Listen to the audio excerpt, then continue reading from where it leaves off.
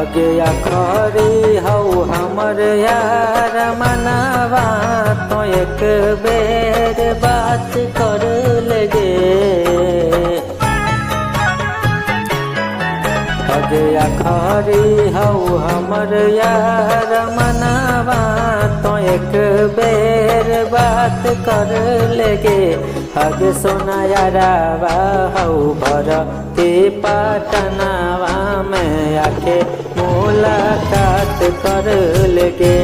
आगे सोना यारावा हऊ भर के पटनावा में आके मुलाकात कर लगे।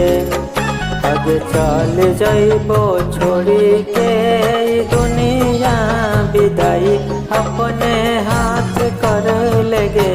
आगे सोना यारावा हऊ भर के पटनावा में आके मुलाकात कर लगे।